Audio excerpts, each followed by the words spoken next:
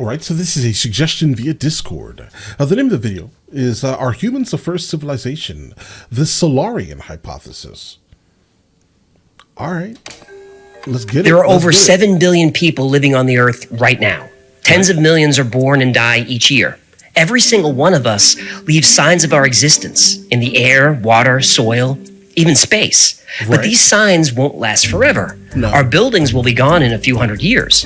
Our stone monuments, plastic, styrofoam, Twinkies, even evidence of our inevitable nuclear destruction will eventually be gone. Go away. So how can we be sure that we were the first advanced civilization on Earth? Well, according to the Silurian Hypothesis, Go ahead. we can't. Let's find out why. Guys, really quickly, listen. So I've definitely encountered this theory. It comes from the International Journal of Astrobiology, right? I'll say it's maybe 5 or 6 years old or so. I don't know, somewhere in there. It's an interesting theory. I mean, how can we prove it? We can't prove it, but I think they mainly point to like the Baghdad battery and the Egyptian pyramids and things like that, but it's like a reptilian thing, guys, right? That's really what the theory is about, guys. I mean, I definitely feel like I need to bring out the aluminum, hat on this one here, guys, but we're definitely going to dig into it. So let's just let's check it out, guys. Let's check it out. And the Silurian comes from Let's talk about the Silurian Hypothesis. What the hell is a Silurian? Well, they were intelligent humanoid reptilians who, in an episode of Doctor Who, were awakened by nuclear testing after 400 million years of hibernation. Lizard people? Yep. We're finally doing a lizard people episode. We are. Well, kinda. Humans are selfish. It's hard for us to imagine that in a very short time, we as individuals won't be here. And it's even harder to imagine a time where our civilization won't exist at all. But if we learned anything from archaeology, it's that every civilization has its time. Think about ancient Egypt.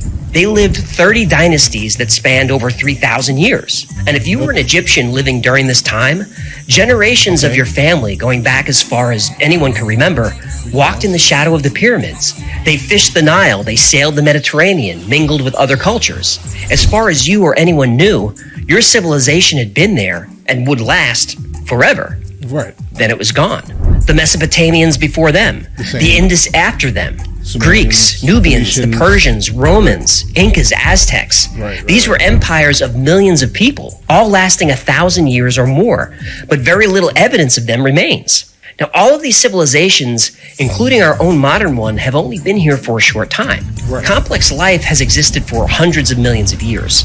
Modern humans have only been here for about 100,000 years. Our entire history has taken place in the past 0.002% of life on Earth. So there's a whole lot of past in the past. And none of it is really visible any longer. And that's why people lean so deeply into the Silurian Hypothesis. That's why, right? If you think about it here for a second, guys, dinosaurs existed for for about a little over 100 million years, right? While we only have a extremely finite amount of those dinosaurs left. It was a whole lot more than the amount that we have in terms of bones, right? Existing. So think about that. I guess that's kind of what he's referring to. It's not like we can completely dig up the cultural layer everywhere around the world, because people have built civilizations on top of these cultural layers, right? So I'm sure there are more dinosaurs, a little bit deeper below the cultural layer, right? But we cannot dig in a lot of these places to find more, I'm sure. But these dinosaur bones, for example, would have deteriorated by now. So I get what he's saying here, and I get the Silurian Hypothesis, but again, aluminum foil hat, guys. Take everything with a grain of salt here. And that's plenty of time for other intelligent species to evolve, thrive, and go extinct over and over again with different species. And if that happened, would we really know they were here? When Adam Frank and Gavin Schmidt wrote the Silurian Hypothesis, they addressed a lot of misconceptions about how we study the past. We're used to the idea that we learn of ancient societies by examining artifacts and excavated ruins. Right. But this really only works if you're going back a few thousand years. And when you want to go back millions of years, it's more complicated. Right. For example, the Earth is about 4.5 billion years old, and complex life appeared about 600 million years ago. Fine. But the oldest surface land ever discovered is the Negev Desert in Israel. It's about 1.8 million years old. That's it. Every other piece of exposed land we've ever found is newer than that. So, where'd all the land go? If ancient civilizations existed before humans, they could be very hard to detect. Because of the Earth's plate tectonics, today's mountains are yesterday's ocean floor. New land is formed every day as old lands are eroded into dust. Right. That's why discovering fossils is a lot more difficult than people think. Very specific conditions need to be present for fossilization. The organism needs hard body parts like bones, teeth, and shells. The remains need to be quickly covered and protected from scavenging and erosion. You need high pressure for mineralization and low oxygen to prevent decomposition. Right. This almost never happens. Dinosaurs roamed the Earth for about 180 million years. Trillions of individual animals lived and died, yet we only have a few thousand near complete fossils. Right. It's estimated that over 2.5 billion Tyrannosaurus rexes lived and died on the Earth, but fewer than 100 fossils have ever been found. And maybe we can stop fighting over Lucy, I think. Maybe this one here. I don't know where this one is. But there's like this one famous, like, Tyrannosaurus Rex, like an entire full complete body that they've been fighting over forever. I think the name was like Lucy or something. And only one of them is complete. That means we've only discovered 0.0000004% of the species. Now, Schmidt and Frank said that a species as short-lived as Homo sapiens might not be represented in the existing fossil record at all. Right. Now, the current area of urbanization is less than 1% of the Earth's surface.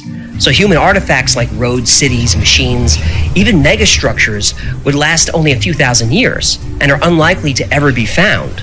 They conclude that direct evidence like this can only go back about 4 million years. Even if the entire human race were eliminated by a nuclear war, the radioactive evidence would disappear eventually. Yeah. So, are there other methods for detecting the existence of advanced intelligent life in the distant past? Go ahead. Turns out there are. What are you talking about?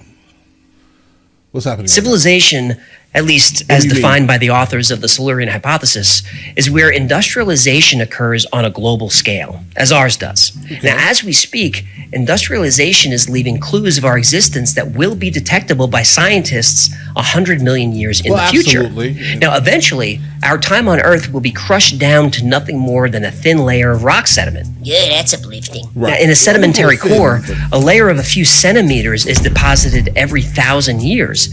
And in those centimeters, future paleontologists will find evidence of our geologic era called the Anthropocene. Now, for example, we grow so much food now that our use of fertilizer is actually redirecting the planet's nitrogen supply.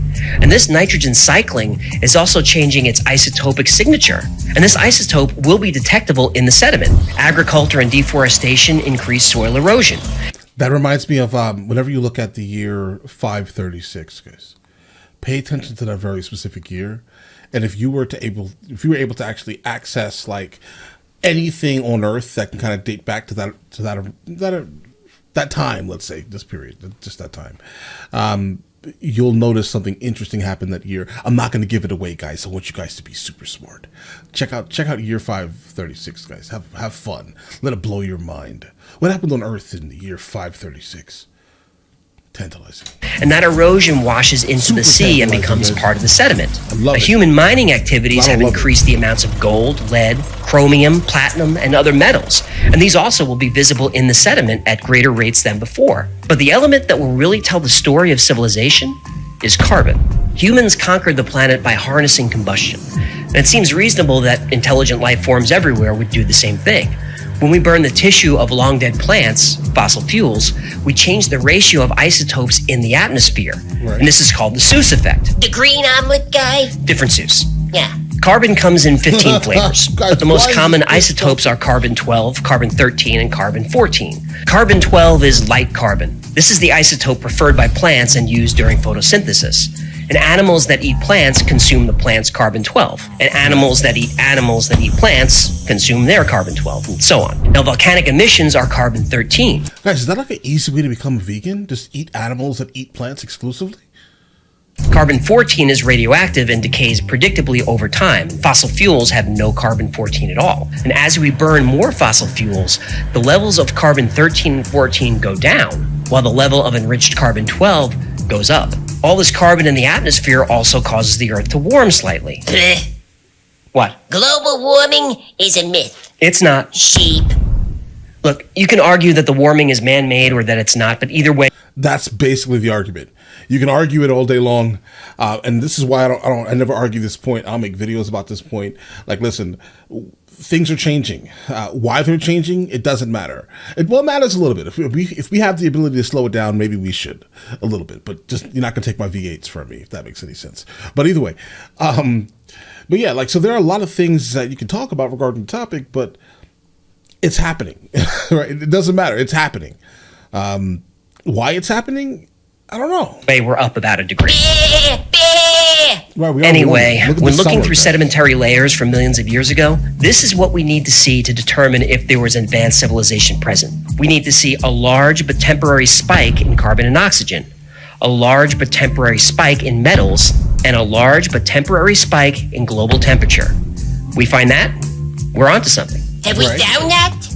Have we? No. We have, and it happened 56 million years ago. The age of the lizard people. Wait, huh? Yeah, I'm sorry. This is kind of blowing my mind a little bit. Like I am a history nerd, guys, and I mean this to like the depths of me. I read all types of journals. I'm just trying to understand exactly why didn't I know this, but let's go. I feel bad almost. A sudden global change of carbon and oxygen isotope levels happened 56 million years ago in what's known as the Paleocene-Eocene thermal maximum, or PETM. And the PETM only lasted about 200,000 years. Now that's nothing in geologic time. But remember, that's as long as we've been here. And during this time, the PETM, the Earth's temperature rose about 6 degrees Celsius. Now that was warm. I mean, we're talking T-shirt weather at the North Pole warm. I mean, the ice caps were completely gone. Lizard people do like warm weather. Guys, what I'm seeing right now, really quickly, I had to research just a tad. So yeah, it was extremely hot. It was hot and ice-free. That's it. There was no ice, apparently, guys. So what he's saying, like T-shirts and shorts at the North Pole and South Pole, yeah, that was exactly it. And the sea level was 220 feet higher than it is now. So that tells us right now, anything in that path of that 220 feet is going to suffer at all times, period. So I guess move to higher ground, guys. What? Lizard people are cold-blooded. Hello? So it Read a already science tells us book. what's going to happen. There were no lizard people. Bleh. So is the PETM evidence of an ancient civilization? Yep. Probably not. Bleh. It took 5,000 years to reach the level of carbon in the atmosphere that we've done in only 300 years. So what caused it? Nobody knows. Aha! The best guess is the PETM was caused by a massive volcanic eruption, but nobody knows for sure. What's weird, though, is there is evidence of a lot of fossil carbon in the atmosphere. Lizard people gas stations. And a few million years What? later, these conditions happened again. And this event is called the Eocene Layers of Mysterious Origin. Sounds like the Okay. name of a Harry Potter book. It does. And there were other massive events in the Cretaceous period that depleted the Earth's oceans of oxygen for thousands of years. Now, to be honest, most scientists believe that we are the first civilization, but they do admit that if an advanced species only existed for as long as we have, they would be really hard to detect. Even the authors of the Silurian Hypothesis admit if you're not specifically Yeah. looking at the right time in history and for the You're right gonna miss it. details, you'll probably miss it. But Right. the Silurian Hypothesis does give us an interesting set of tools. Tools that might not help us find ancient civilizations on our planet, but could on help us others. find them Right. on other planets. Let's go. Let's go. All right, guys. Listen, I like this guy a whole lot. His presentation is absolutely phenomenal. I feel like I learned something today. I love the fact that I learned some new information regarding it. Now, guys, I definitely have read the Silurian Hypothesis, and yeah, I still find it a little odd because, again, we can't prove it. And talking about things that we can't prove really doesn't benefit anyone. I mean, it's a fun thought experiment, I think, but to like take it as like concrete evidence, you really can't because it's not concrete evidence. It's just a hypothesis, right? They're theorizing. What's the next part of this video? The Drake equation is a well-known formula for estimating the number of extraterrestrial civilizations in our galaxy. It boils down to the number of stars that have planets, the number of planets that can support life, the fraction of those planets What does this have to do with the Silurian hypothesis? that develop life, and the fraction of those that can develop intelligent life. Now, this number fluctuates as new discoveries are made, but still, the number of civilizations out there could be anywhere from 150,000 to 1.5 billion. Even if it's just more than one, it would be so cool. I don't know when this video came out, but I do think that they've already taken down a lot more of those numbers. Like I think a lot of the people right now, the scientists at least, they're looking at Any planet that can develop intelligent life can maybe develop it again and again over millions or billions of years. And that was the original premise of Frankenschmidt's paper. They wondered not only about life on other planets in the galaxy, but about civilizations that may have existed right here in our solar system. At one time, Mars was much wetter and much warmer. So was Venus. One of Jupiter's moons, Europa, is covered by a saltwater ocean. And when we finally get core samples from these planets, we may realize that those civilizations don't exist there right now. The distant past could tell a very different story. Now, the authors of the Silurian hypothesis don't believe there were ancient civilizations on Earth before humans, and our civilization may be unique in the universe, but they do lay out an exciting possibility that there could be millions of civilizations out there. And now, we have the tools to find them. Kind of. I mean, we have the way to detect them if we can actually get access to that very specific planet. But again, guys, we really haven't been able to do that enough. Let's see. We don't have the technology for that yet. But all right, listen, you guys all have an absolutely amazing day. And let me know if I should be checking out any more of his videos. I do enjoy him thoroughly. Guys, absolutely. But all right, catch you guys later.